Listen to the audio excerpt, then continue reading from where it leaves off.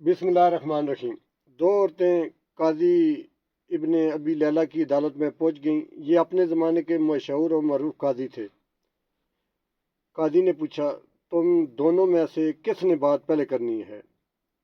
उनमें से बूढ़ी उम्र वाली खतून ने दूसरी से कहा, तुम अपनी बात काजी साहब के आगे रखो। वो कहने लगी, काजी साहब, ये मेरी फूफी है, मैं इसे अम्मी कहती हूँ। चूँकि मेरे वालिद के इंतकाल के बाद इसी ने मेरी परवरिश की है, यहाँ तक कि मैं जवान हो गई। काजी ने पूछा, इसके बाद? वो कहने लगी, फिर मेरे चचा के बेटा ने मंगनी का पैगाम भेजा। इन्होंने उनसे मेरी शादी कर दी। मेरी शादी को कई साल गुजर गए। अज़वाजी ज़िंदगी खूब अच्छी गुजर रही थी। एक दिन मेरी ये फूफी मेरे घर आई और मेरे शोहर को अपनी बेटी से दूसरी शादी की ऑफ़र कर दी। साथ ये शर्त रख दी कि पहली बीवी यानी मैं का मामला फूफी के हाथ में सौंप दे।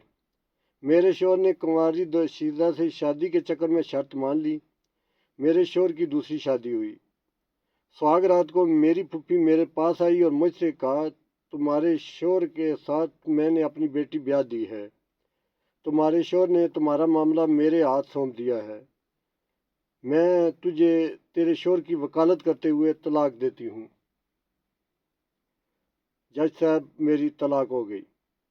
कुछ अर्सा बाद मेरी फूफी का शोहर सफ़र से थके हारे पहुँच गया।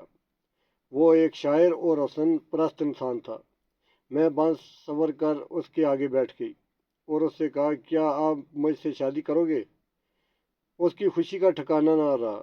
उसने फौरी हाँ कर दी।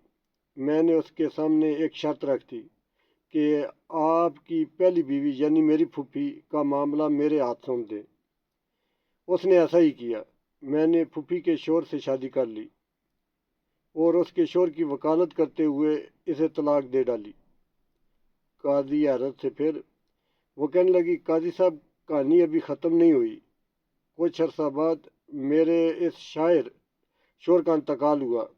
मेरी ये फूफी वरासत का मुतालबा करते पहुंच गई। मैंने उनसे कहा कि मेरे शोहर ने तुम्हें अपनी ज़िंदगी में तलाक दी थी, अब वरासत में तुम्हारा कोई हिस्सा नहीं है। झगड़े ने तूल पकड़ा। इसी दौरान मेरी इद्दत भी गुजर गई।